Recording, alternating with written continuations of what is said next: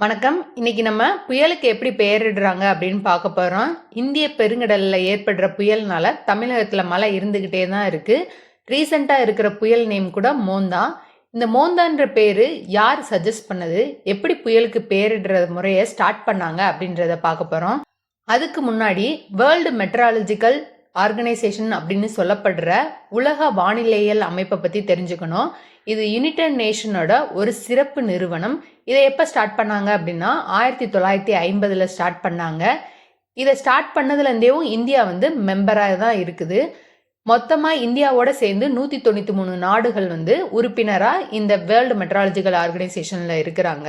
இந்த world meteorological ஆர்கனைசேஷனோட வேலைன்றது என்னன்னா, உறுப்பு நாடுகளோட காலநிலை மாற்றம், வானிலை இதை பற்றின தகவல்களை பரிமாறிக்கிறதுக்கு இது உதவுது. இதோட மெயின் நோக்கம். சரிங்களா?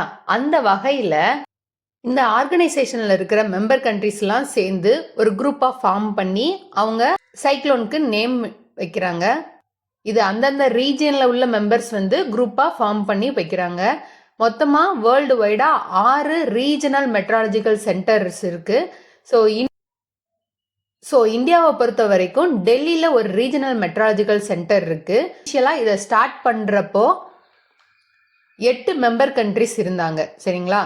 இதை எப்போ இந்த புயலுக்கு பேரிடுற முறையை ஸ்டார்ட் பண்ணாங்கன்னா, வேர்ல்டு மெட்ராலஜிக்கல் சென்டரோட 27வது மீட்டிங் செஷன் 2000 ஓமனில் நடக்குது. இந்த மீட்டிங்கில் தான் பேச ஆரம்பிக்கிறாங்க. அதுபடி 2004 வட இந்திய பெருங்கடல்ல எப்படி பெயரிடுறது. வட இந்திய பெருங்கடல்னா உங்களுக்கு பே ஆஃப் பெங்காலும் இன்க்ளூட் ஆயிடும், அரேபியன் சீயும் இன்க்ளூட் ஆயிடும். இந்த ரீஜனை ஒட்டி இருக்கிற 8 மெம்பர் கண்ட்ரிஸ் யார் யாருன்னா, பங்களாதேஷ், இந்தியா, மாலத்தீவு, மியான்மர், ஓமன், பாகிஸ்தான், இலங்கை, தாய்லாந்து. இவங்க எல்லாரும் சேர்ந்து புயலுக்கு பேர் வைக்கிறதுக்கு ஒரு 8 பேரை சஜஸ்ட் பண்ணுறாங்க. இப்போ ஒரு கண்ட்ரி இப்போ இந்தியாவை எடுத்திங்கன்னா, இந்தியா ஒரு 8 பேரை சஜஸ்ட் பண்ணியிருக்காங்க.